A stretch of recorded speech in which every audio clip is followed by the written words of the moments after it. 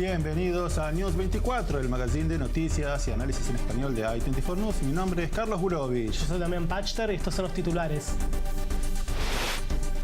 Brasil, Jair Bolsonaro asumirá el 1 de enero de 2019. Sergio Moro conseguirá erradicar la corrupción en Brasil.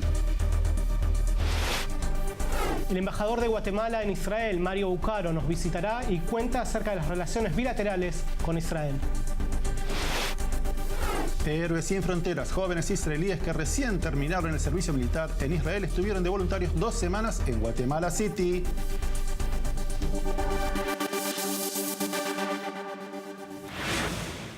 Brasil. Las insinuaciones realizadas durante la campaña presidencial se concretaron y Sergio Moro, el juez más popular del país, reconocido globalmente como una figura clave en la lucha contra la corrupción, aceptó unirse al nuevo gobierno de Jair Bolsonaro como su ministro de Justicia y Seguridad Pública. ¿Cambiará el sistema o el sistema lo cambiará él?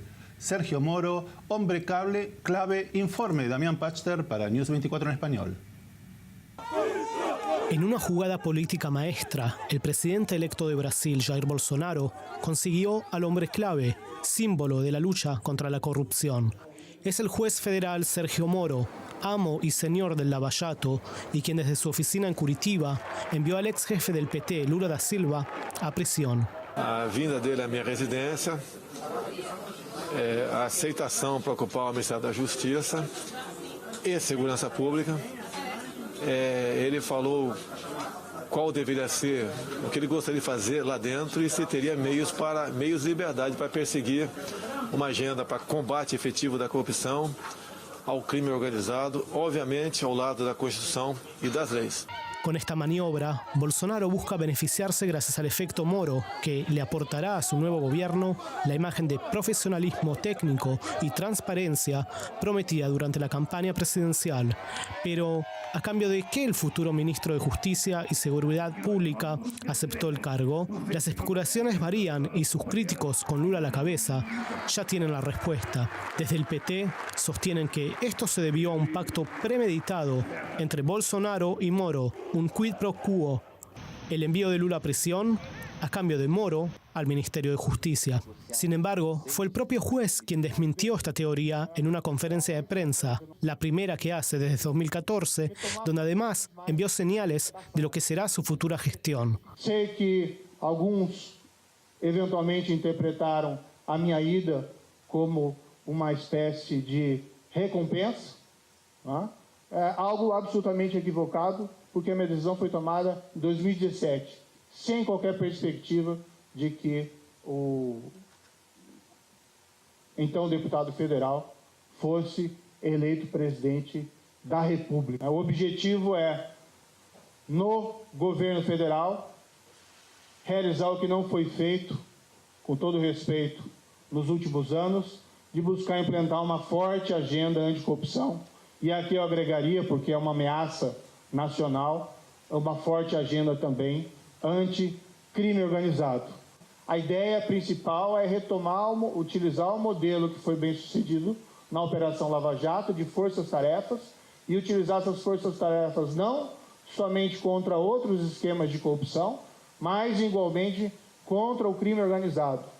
El Lava Jato es una investigación histórica que porta el sello del juez federal Sergio Moro. Desde 2014 reveló una red de corrupción sistémica que incluía al poder político durante años en manos del PT, las empresas privadas, empresas estatales, un círculo vicioso difícil de romper. La constructora Odebrecht fue el caso emblemático donde su CEO, Marcelo Odebrecht, admitió sobornos vinculados a otra empresa, la petrolera estatal Petrobras, por la cual cumple una condena de 10 años de prisión.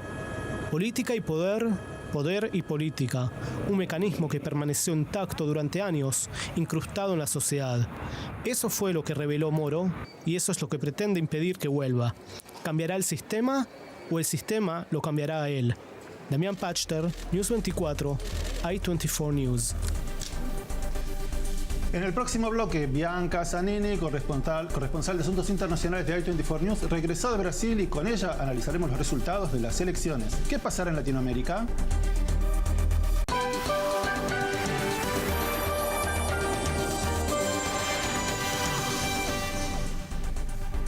Gracias por estar con nosotros. Están viendo News 24 en español y seguimos en Brasil analizando las repercusiones de la victoria de Jair Bolsonaro y su partido social liberal. Para eso se une a nosotros Bianca Zanini, nuestra corresponsal de Asuntos Internacionales. Hola Bianca, bienvenida. Gracias. Empecemos. Estuviste en Brasil, volviste hace poquito y estuviste en los días más importantes de los últimos tiempos. Contanos, ¿cómo te fue allí? Então, foi muito interessante estar no Brasil. Eu sou filha de brasileiros, a minha família está toda lá. E foi, assim, um período muito vivo no Brasil. Estava política, assim, por todo canto. Isso tinha seu lado positivo, que estava todo mundo muito engajado, foi um período muito histórico, mas também tem um lado negativo. A verdade é que, para onde quer que eu fosse, todo mundo estava discutindo política. Eu vi famílias, amigos, comunidades... ¿Enfrentados? ¿Enfrentados? Sim, brigando, discutindo, quebrando relações, sabe? E é isso que eu senti, quebrou meu coração um pouco, porque eu senti aquela divisão muito profunda. E a verdade é agora, quando eu olho para o nosso futuro presidente, para o Bolsonaro, a pergunta para mim mais clara é se ele vai conseguir melhorar essas divisões, se ele vai conseguir juntar o povo brasileiro mais, ou se ele vai aumentar essas divisões que estão maiores do que nunca no Brasil. Na verdade, para mim, isso é uma pergunta muito central aqui. Bianca tuvo hace meses atrás, dijo un par de frases que las queremos recordar con ustedes. Vamos a escuchar lo que dijo Bianca hace un par de meses atrás. La pregunta muy breve, según tu opinión, ¿cómo termina la historia? ¿Lula en la presidencia o Lula preso? Una de dos. Lula preso. Lula preso. Bueno, preso. Si lo dice Bianca... Si lo dice Bianca, Lula va a ir preso. Bueno, Bianca, tenías razón, o por lo menos supiste predecir cómo iba a terminar la historia de Lula. ¿Es el fin del PT esta elección, donde Bolsonaro arrasó de alguna manera con la presidencia y Lula está preso? Eu acho que não. A verdade é que o PT é um partido muito profundamente controversial, né? Tem muita gente no Brasil, muitos brasileiros que votaram no Bolsonaro para não votar no PT. Foi como uma reação contra o PT. Tem muitos analistas que falam que, na verdade, o Bolsonaro não teria ganhado se não fosse por causa do PT. Foi uma reação. Mas, ao mesmo tempo, tem uma grande parte da população também que segue leal ao Lula, segue leal à mensagem do PT. Por isso exatamente que o país está tão dividido, que tem muita gente ainda que acredita no PT, mesmo depois de 13 anos, com tantas dificuldades. Então, eu acho que agora a questão não é se é o fim do PT, a questão é como que eles vão conseguir, e se eles vão conseguir se reinventar suficientemente. ¿Vos crees que ellos pueden, de alguna manera, reinventarse para una futura elección? Bom, eles vão ter que se reinventar. Eles vão ter que se reinventar. Agora, a questão é como que eles vão conseguir, se eles vão conseguir também. ¿Cuál fue el error, según lo que pudiste observar en Brasil? ¿Que Lula finalmente no fue candidato o que el candidato que eligió a Lula no fue lo suficientemente, tal vez, conocido atractivo en el tiempo que... Não, o Haddad, na verdade, tinha aquela coisa toda do Haddad é Lula, Lula é o Haddad. Eu acho que tem muitos analistas que falam que isso foi o maior erro. Eles insistiram demais para o Lula. Você viu, na última semana, antes do segundo turno, o Haddad foi aumentando, foi cerrando a brecha. Exatamente. Então, assim, eu acho que foi uma questão de tempo também. Mas, no final das contas, tinha essa necessidade. Eu acho que isso, para mim, foi o mais surpreendente. O que eu mais entendi no Brasil quando eu fui. Porque eu sabia, mas, assim, estando lá, conversando com o povo, vendo a situação... O povo brasileiro está exausto, ok? Estão cansados, não tava dando mais. Eu acho que, de qualquer jeito, estavam precisando de algo novo. O Haddad não era algo novo, era aquela coisa seguindo, era mais do mesmo. Então, eu acho que qualquer pessoa, qualquer candidato que estaria do outro lado, já que não era o Lula mais, que tem aquela lealdade do povo, qualquer candidato que estaria do outro lado... seria uma promessa de algo novo, claro. Uma promessa de alguma esperança. E isso que eu vi com muita gente falando assim, bom, aconteceu, agora temos Bolsonaro, pelo menos é algo novo, vamos ver se tem alguma chance, vamos ver se o Brasil melhora agora. Dejemos un poco de lado a Lula, Bolsonaro y hablemos en cierta forma alguien cercano ahora a Sergio Moro. ¿Cómo explicas y evalúas su ascenso? Sabemos que es un juez muy conocido, pero ¿por qué habría aceptado formar parte del gobierno y si sorprendió eso? Bom, isso depende de quem você pergunta, né? Olha, o Moro é muito popular entre especialmente conservadores. Tem muita gente da esquerda que não gosta dele. Então, essa decisão de aceitar esse posto realmente alimenta a suspeita de muitas pessoas, não só na esquerda, mas internacionalmente também, de que desde o começo tem algo de interesse político e de interesse pessoal do Moro. Tem muita gente falando assim, será que daqui uns 4, 6, 8 anos o Moro não vai se candidatar para presidente? Ele falou que não, mas ele também falou que não ia aceitar o posto aqui. Então, vamos ver. La pregunta que yo me hago, la pregunta es, Moro en este momento entra como ministro de Justicia y Seguridad Pública como trampolín para una candidatura presidencial a futuro? Então, é isso que eu estou falando. Tem muita gente que fala isso. Eu não vou dar nenhuma predição agora, mas eu acho que não vem de nada essa análise. Não vem de nada. E, por outro lado, o Moro tem, como eu disse, tem muita gente que confia nele, porque ele foi a face do Lava Jato, ele foi realmente assim, o cara que começou a mandar os políticos corruptos para a prisão. Então ele tem essa confiança do povo, pelo menos da metade do povo. Agora, com essa decisão de fazer parte do time do Bolsonaro, eu acho que tem muitas pessoas que estão um pouquinho assim... Bom, vamos ver. Agora ele fez isso, o que significa isso? Isso fala o quê dos pontos de vista dele político? E será que ele vai deixar isso influenciar as decisões dele? ¿Le quita prestigio a él como un juez imparcial? ¿O la gente piensa que va a ser muy parcial a favor de Bolsonaro y no va a ser transparente y justo? Para muita gente, sim. Isso é exatamente a questão. Agora vamos ter que ver o que ele vai fazer, né? Se isso foi porque agora, então, ele vai poder continuar limpando o Brasil ou veremos. Vamos ver. Eu acho que isso foi uma decisão bastante controversial também. Okay, estamos haciendo un poco de futurología, pero también sabemos que en el futuro va a haber alguna que otra vacante en la Suprema Corte de Justicia y tal vez Moro, luego de 2 años, 3 años en el cargo, lo eleven para ministro. Porque... Claro, ele tem interesses pessoais agora. Tem sim, é claro. Mas isso é o Brasil, né, também. Brasil, ¿hacia dónde va? Bolsonaro, que no es menos controvertido que el juez Moro, por eso no es menos controvertido, va a asumir el 1 de enero de 2019. ¿Y qué podemos esperar? Brasil en los primeros 100 días, el primer año, ¿hacia dónde va a llevar Bolsonaro al gigante de Sudamérica? Eu acho que isso é uma pergunta muito central e a verdade é que não tem uma resposta muito clara. Agora a gente está começando a ver mais detalhes do que o Bolsonaro vai querer fazer. A gente está vendo o time dele, estamos vendo os ministros, as pessoas com quem ele quer trabalhar. Mas, por enquanto, a gente ainda vai ter que ver se ele vai realmente fazer as coisas que ele falou nas campanhas, se ele vai realmente dar armas para o povo brasileiro, se ele vai realmente acabar com o crime e se ele for fazer isso, como que ele vai fazer isso. Então, tem muitas perguntas muito abertas. Eu acho que o que é importante aqui é que ele conseguiu, de alguma forma, pegar a mão do brasileiro e falar assim, pode confiar em mim. Agora vamos ter que ver o que ele vai conseguir fazer. E eu sei também que, claro, para a comunidade internacional, o Brasil agora está amiguinho dos Estados Unidos, do Donald Trump, está amiguinho de Israel, do Netanyahu, e a gente vai ver se isso pode, de alguma forma, servir o Brasil de uma forma positiva ou se vai ter consequências negativas. Vamos ter que ver. Mas, em geral, é uma mudança para a direita muito drástica. Então, o Brasil está num período de tumulto e vai realmente mudar muito. Vamos ver se isso vai ser para melhor ou não.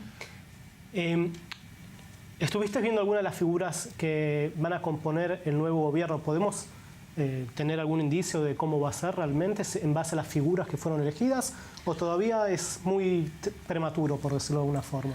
Bom, eu acho que a gente sabe, o ministro de Economia, Pois é, o que ele gostaria de fazer,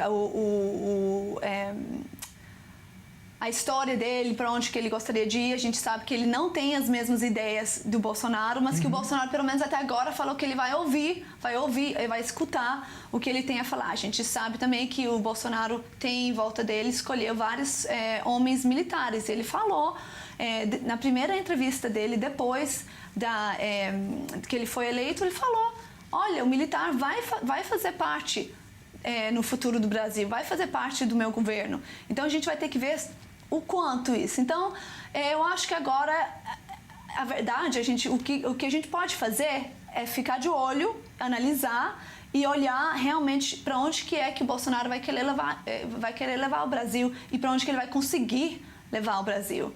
Por enquanto não está muito claro. Ele teve uma campanha com muitas promessas e não muitos detalhes. Y con respecto, dentro de este marco de incertidumbre, no sabemos para dónde va a ir adentro de Brasil, pero con respecto a Latinoamérica, a la posición respecto al Mercosur, ¿él expresó hacia dónde piensa que va a llevar a Brasil en las relaciones internacionales? Bom, a gente sabe que para ele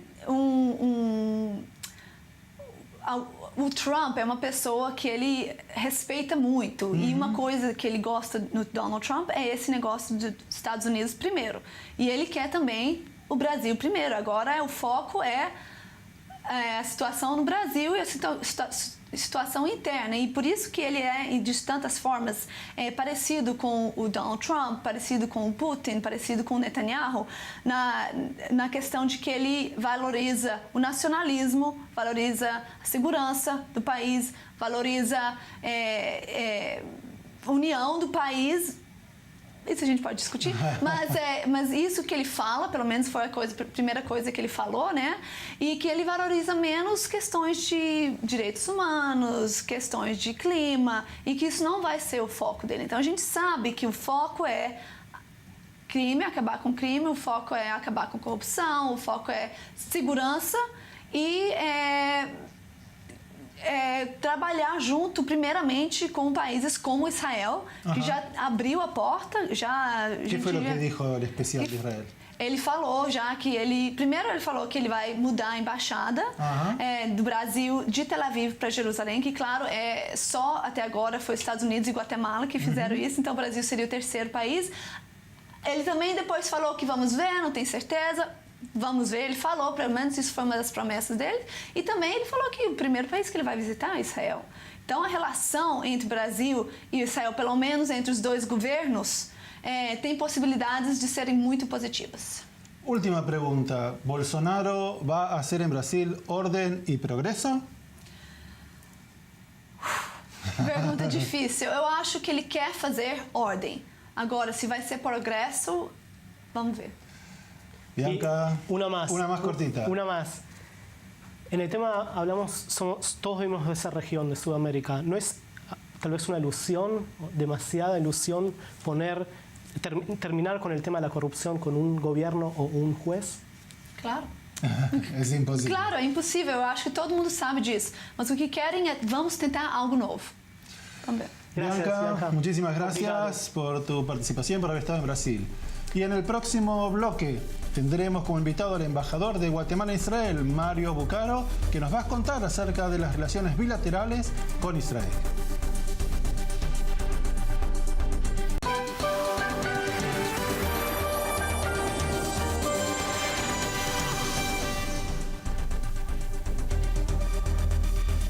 Gracias por seguir con nosotros. Están viendo News 24 en español, el magazine de I24 News. Damos la bienvenida a nuestro programa en español al embajador de Guatemala en Israel, Mario Bucaro, que se encuentra acá con nosotros y en un instante vamos a conversar con él.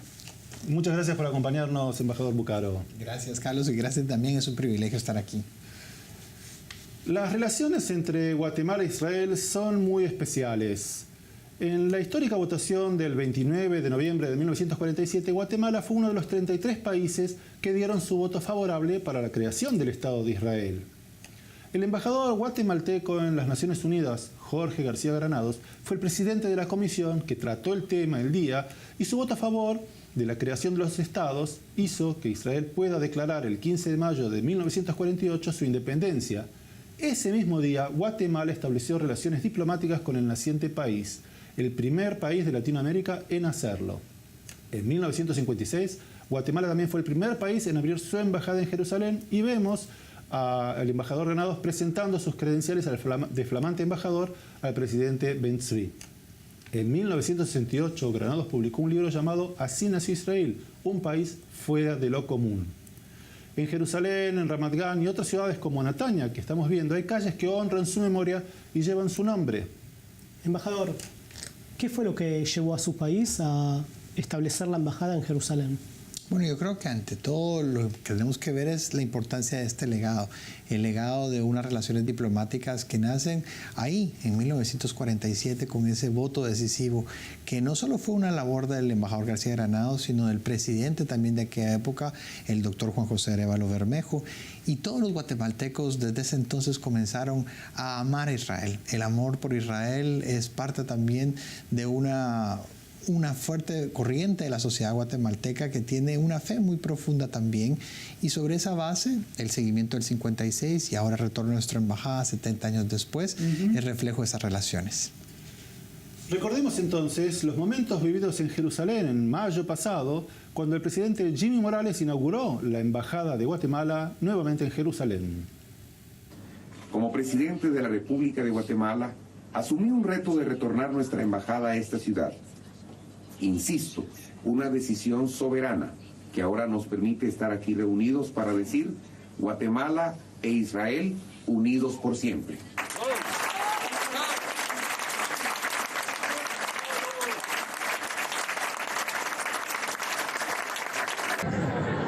Muchas gracias, President Jimmy Morales. Today you made history.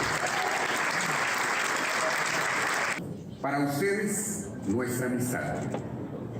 Para ustedes, nuestro deseo de servir. Y si el mar se sigue abriendo, seguiremos dando los pasos hacia adelante porque tenemos fe de que hay una mejor tierra a la que debemos llegar todos. Bendiciones para ustedes, muchas gracias por esta oportunidad.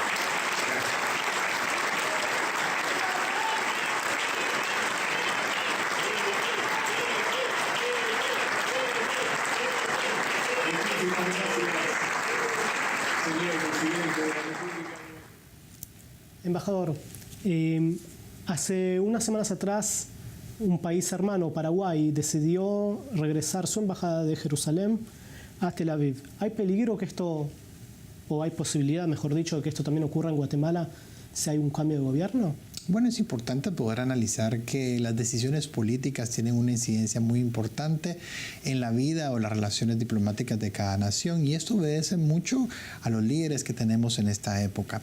Sin embargo, yo creo que, como decía el presidente Morales, Guatemala e Israel siempre van a estar unidos por siempre, y es un tema de la próxima campaña política que tendrá que discutirse en medio de unas elecciones que son convocadas el próximo 20 de enero hasta el mes de junio, que es la primera vuelta, donde los candidatos tendrán que evaluar la importancia de la embajada aquí en Jerusalén y el legado que debe preservarse conforme a la decisión histórica que ha hecho el presidente Morales. Sabemos que las relaciones entre Israel y Guatemala son tan amistosas que en estos días el seleccionado de Guatemala, que entiendo nunca se enfrentó con el de Israel, va a estar visitando para jugar un partido amistoso. ¿Qué sensación genera esto en el público guatemalteco? De repente el seleccionado nacional viene a Israel. Bueno, yo creo que también es parte también de un componente importante del fomento de la cultura, los valores y los principios que tenemos también. El fútbol siempre une las culturas, y esos principios y esos valores que surgen de la amistad, el fair play y otros temas que el fútbol nos puede dar, será un vínculo que nos una durante este partido. Embajador, quiero ir a la cocina de la decisión de mudar la embajada. ¿Podría comentarnos un poco, detallarnos cuáles fueron los factores que se tuvieron en cuenta en la discusión interna en el gobierno de Guatemala? Bueno, yo creo que uno de los factores más importantes es reconocer que Guatemala es una nación de paz. Cuando miramos la historia de Guatemala, que ha sido afectada por un tiempo complejo de guerra, 36 años de guerra civil, el legado también del aporte de Israel en medio de esos momentos tan difíciles como país, Creo que ahora también es importante reconocer que el traslado de esta embajada corresponde también a un tema de paz. El hecho de estar aquí nos marca también un compromiso para abrir al diálogo, para poder fomentar las relaciones también, tanto de Israel con todos los países de la Liga Árabe, y tratar de ser facilitadores de un proceso de paz que a pronto vamos a tener que estar discutiendo. ¿Podría comentarnos un poco, detallarnos, mejor dicho, el intercambio que tiene Israel con Guatemala? ¿Cuáles son las principales materias de intercambio? Bueno, en este momento tenemos una balanza comercial muy baja, pero creciente. 32 millones de dólares de nuestra relación diplomática, mucha infraestructura también en desarrollo de carreteras y puertos, también con compañías importantes israelíes que han venido a invertir al país. Y en el caso de Guatemala, el interés ferviente también de incrementar productos importantes como el café y la piña. Estamos a las puertas de la negociación de un acuerdo de alcance parcial para más de 1,000 productos guatemaltecos para que puedan venir a Israel libres de impuestos, y otros que queremos crecer, y soñamos también con que Guatemala pueda alimentar a Israel durante la Shemitah. Estamos trabajando en la ruta 2021 hacia la Shemitah. En el tema del pueblo de Israel, generalmente estos productos se privilegian para compras en países pequeños, pero también podemos irnos preparando durante 3 años para comenzar a exportar de una mejor calidad y mejores productos con certificaciones kosher que también ayuden a Israel durante este año tan interesante. Probaremos el café guatemalteco y daremos nuestro diagnóstico. Las relaciones de Israel y Guatemala también se han visto fortalecidas luego del evento de la erupción del volcán. Hubo una delegación de rescatistas de Israel que estuvo presente en los momentos más difíciles. ¿Cómo se vivió esto en Guatemala? Tuve el privilegio de poder estar ahí, al lado de estos médicos israelíes, a través también de ONGs como SACA, cuyos voluntarios estuvieron en los primeros momentos de esta terrible tragedia. El volcán tuvo un impacto muy fuerte en toda la sociedad guatemalteca y afectó no solo directamente a las víctimas que estaban en las periferias, sino a toda la ciudad, con ceniza, con varios procesos también importantes en la baja del turismo y otros temas que se fueron realizando. Lo que puedo decir hoy es que las víctimas que fueron quemadas y otras que perdieron todo fueron verdaderamente bendecidas por la presencia de esos médicos esforzados y valientes y voluntarios israelíes que nos acompañaron. Muestra de nuestra amistad y nuestro cariño como naciones. Realmente nos emociona saber que han sido tan bien recibidos y que la ayuda ofrecida ha colaborado con el pueblo de Guatemala. Embajador, ¿cómo ve el futuro de esta región? Bueno, veo un Medio Oriente que está a las puertas de un tratado importante de paz. Veo varios cambios políticos que se están dando en diferentes países vecinos y veo una gama de oportunidades también en inversiones importantes de Latinoamérica, la región, especialmente con los nuevos hallazgos de yacimientos importantes de gas y otros que pueden traer verdaderamente estabilidad a la región. La apertura también de este nuevo puerto en Chipre para facilitar también el comercio marítimo hacia la Franja de Gaza y otros lugares, son oportunidades importantes para el desarrollo también de inversiones importantes de Latinoamérica y la región. Embajador de Guatemala en Israel, nosotros le agradecemos que se haya acercado hasta acá. Se queda con nosotros. El próximo bloque vamos a tratar voluntarios que han estado en Guatemala. Héroes sin fronteras. En el próximo bloque vamos a ver cómo jóvenes israelíes que terminaron el servicio militar en Israel estuvieron de voluntarios allí en Guatemala City. Ya venimos. No se vayan, ya regresamos.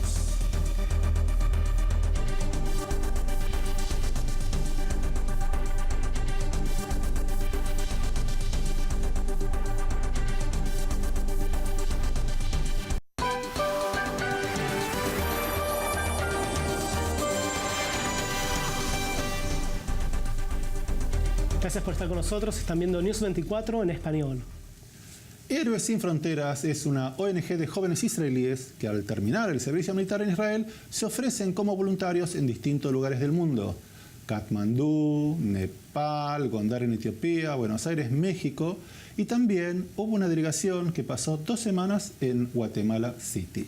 Entre las voluntarias que estuvieron allí en Guatemala se encuentra Liel Dueñas, que está con nosotros en el estudio. Liel, gracias por estar con nosotros. Hola, gracias. Contanos, ¿qué fue lo que te hizo sumarte a la delegación allá? Bueno, entonces, en principio les voy a contar que la organización Heroes for Life empezó en 2013.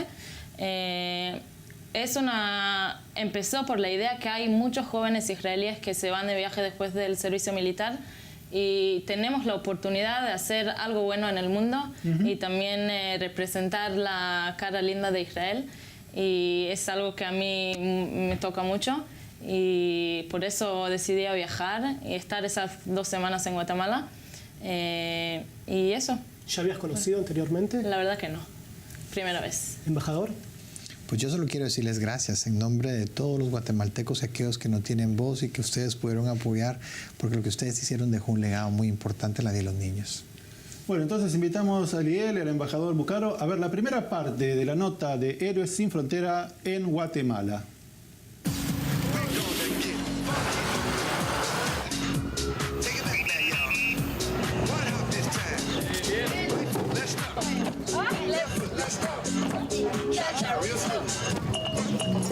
Así comienzan cada mañana el día de trabajo en un sitio duro y con muy feo olor. El barrio El Basural en Guatemala City. 30.000 personas viven pegadas al basurero municipal y se sustentan de él. Revuelven la basura, la clasifican y luego llevan los desechos al barrio.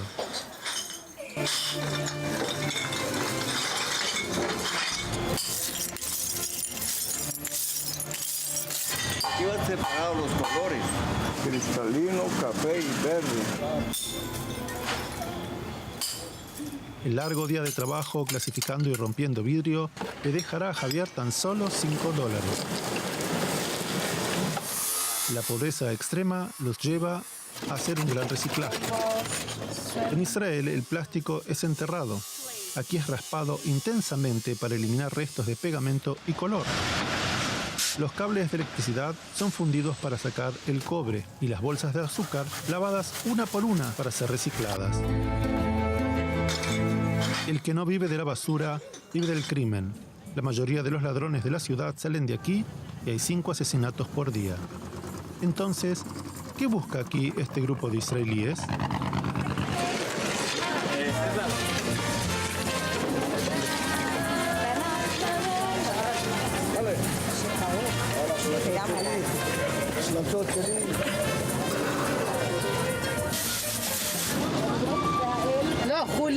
Rotem, ¿cómo va eso? Genial.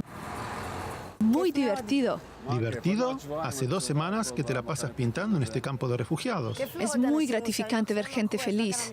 Aquí vive una familia humilde. Nosotros le estamos pintando la casa. Están muy contentos. La dueña hoy me dijo, ustedes no pintan una pared, pintan un hogar. Y así es. Son felices con estos pequeños detalles. Y es gratificante poder darles nuestra ayuda. 22 jóvenes israelíes pasan aquí 2 intensas semanas. Mediodía pintan, el otro mediodía dan clase a los niños. Léelo fuerte. The sun is yellow and the sky is blue. El trabajo voluntario lo organiza la ONG Héroes Sin Fronteras, que opera grupos similares en 8 países diferentes. Además de gozar dormir en el piso durante 2 semanas, los voluntarios reciben 3 comidas diarias y nada más. El pasaje se lo pagan ellos mismos. La idea de sumar mochileros israelíes al voluntariado es de Gil Cohen, cuando paseó por Tailandia luego de su servicio como oficial del ejército israelí. ¿Por qué lo llamas Héroes Sin Fronteras? No es algo militante, para nada, pero me pareció importante como ex soldado del ejército israelí mostrar nuestros valores éticos en las distantes situaciones de combate. Me es importante que se vea a los medios que vienen a Israel. Los medios que vienen a Israel, y por suerte vienen muchos, que digan: estos son los combatientes que estuvieron en Gaza. Son los mismos voluntarios que ves aquí, que renuncian a una parte importante de su viaje para ser voluntarios en todas partes del mundo. Camino a Guatemala, pasamos a visitar a los voluntarios en México. ¡Adelante! El mundo. Esto el mundo. Y esto... Angelos. ¿Sí? Y esto el círculo de las plantas. ¿Por qué ser voluntario en México? Te dije, quería ir a la India. quería empezar mi viaje en la India. Llegué a México. Conoceré un poco Latinoamérica, el mundo. ¿Por qué no ser voluntario? ¿Hay algo mejor para hacer?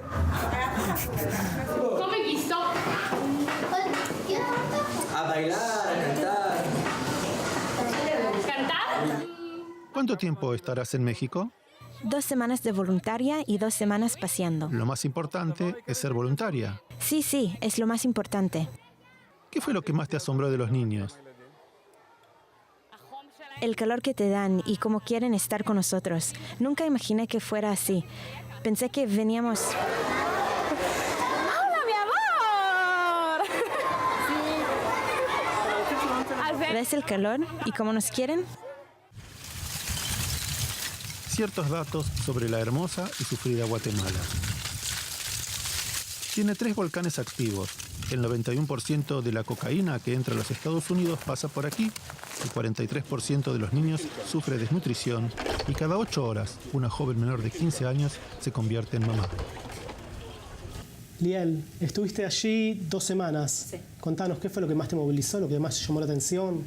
Bueno, esas 2 semanas el día se repartió a dos partes. La primera parte estuvimos en el basurero, en un barrio, y ahí pintamos casas en las comunidades que están ahí, con las familias que también siempre vino con nosotros y nos apoyó, y gente re cariñosa.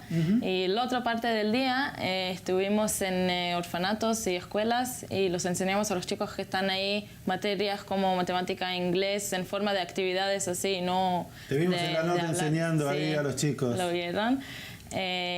Y todo eso es como 2 semanas que tenés muchas emociones de todo, alegría, felicidad, de todo. A mí lo más que me encantó fue la gente, que nos dio mucho amor, nos recibió en una forma que no los expectamos, no sabíamos qué íbamos a ver y cómo va a ser, y la verdad la gente hermosa. Embajador, ¿nos puede dar un poco de detalles sobre ese lugar específico, ese vecindario, esa comunidad? Es una comunidad muy pobre, está en el centro de la ciudad, es relleno sanitario también del cual viven muchísimas familias que reciclan mucho de la basura. Hay muchos programas que el gobierno está tratando de empoderar para poder hacer eso, pero nada como el amor que ustedes llevaron a esas comunidades, a los niños, que es el 1 a 1. Y eso es lo importante. Al final, ese abrazo, ese cariño, esa sonrisa es algo que nunca se olvida. Veamos entonces ahora la segunda parte de Héroes sin Fronteras en Guatemala. Hola, buen día. Mi nombre es Mijal con J. Y vos sabes que estoy nacida acá en Guatemala. Estoy nacida en Guatemala. Nací en Guatemala y fui adoptada por mi mamá y vivo en Jerusalén con mi hermana. Ella también nació en Guatemala y mi mamá la adoptó cuando yo tenía 4 años. Nosotros de Israel, y nosotros viajamos mucho tiempo para llegar de Guatemala. ¿Y de dónde sabes español? Estudié. Me era muy importante porque sabía que un día vendría a Guatemala. Entonces estudié español en la escuela. Colores solo en inglés, ¿ok? Blue. Pero hay delegaciones de voluntarios en otros países y decidiste venir a Guatemala. Lo elegí por motivos obvios. Quería ver qué es Guatemala. Muchas veces me preguntan, ¿de dónde te adoptaron? Digo, Guatemala, pero no sé nada sobre Guatemala. Nunca estuve en Guatemala. Ahora puedo ver a la gente, conocer la cultura, entender este lugar, de dónde salí. Recorres el barrio y ves a estas jóvenes y te dices, ¿podría haber sido una de ellas? Seguro, definitivamente. Podría haber sido como cualquiera de ellas. Es la vida en la que pude haber crecido. Es difícil. El barrio El Basural está dividido en distintas comunidades. Cada una parece una fortaleza. La comunidad Piedra Santa eligió hace 3 años a esta pequeña mujer como su presidente. Yo soy doña Irma. Créanme que me daba un gusto ver todo este grupo de muchachos esforzándose La presidenta de Piedra Santa está muy contenta con los voluntarios de la Tierra Santa. Lo que yo nunca me esperaba, tener esta gran comunidad. Veo muchachos tan guapos, muchachas tan guapas como usted. ¡Dale, chicos! Después de 2 semanas de trabajo en el orfanato de la iglesia, quisimos saber qué es lo que saben los chicos sobre nosotros. ¿Dónde Israel? ¿Europa? Cerca de Europa. Ah, ¿israelitas son cristianos? Sí. ¿Sí? Ah. ¿Usted cristiano? ¿Evangélico? Ustedes son evangelistas. Final del viaje. Nos despedimos y le dejamos a doña Irma y su gente un recuerdo, un crucifijo de Jerusalén. Ya no sé qué hacer para que se vea. Luego, el grupo viajó hasta un lago cercano para festejar y pasarla bien. La basura, como el sufrimiento, no tiene fin. Hay suficiente para que continúen con la tradición los próximos voluntarios. Que no te falte nada. Yo solo quiero darte un beso, llenarte con mi amor el alma. Liel, hemos visto que es una experiencia muy movilizadora. ¿Qué es lo que a vos te dejó esta visita en Guatemala? A mí me dejó muy conectada con Guatemala y con ganas de querer volver para ahí. Y la verdad que siento también muy orgullosa de representar a mi país en esa manera. Y ahora, para que sepan, este año, en 2018, salieron y van a salir en total 8 grupos a diferentes países, y ya en el 2019 van a ser 10 grupos. 10 grupos también, de Héroes Sin Fronteras que van a estar en distintas también comunidades del en mundo. Perú y Uganda, 2 grupos nuevos que van a empezar el año que viene. Brevemente, Liel, ¿se lo recomendás a otras personas que hagan esa experiencia? Sí, claro. ¿Por qué? Porque es algo que no lo puedes lograr en otra cosa, no sé. No hay otra manera de llegar a eso. Sí, exactamente. exacto. Embajador Bucaro, últimas palabras para despedirnos. La relación Guatemala-Israel. Solo agradecerles infinitamente por esta oportunidad, especialmente hacerle una invitación a todo el pueblo de Israel para que visite Guatemala, como lo hizo Liel y otros, y puedan conocer el cariño del corazón de los guatemaltecos. Gracias por venir, embajador. Les agradecemos a nosotros que ustedes ya han acercado hasta nuestro programa. Esto es todo por News 24 en español. Nos estaremos viendo en el próximo programa. Hasta la semana que viene, Damián. Hasta la semana que viene. Un gusto haberlos tenido con nosotros, realmente por habernos acompañado. No se olviden de seguirnos en Twitter, Facebook, en YouTube, y quienes están en Israel por Hot Canal 34. Muchas gracias.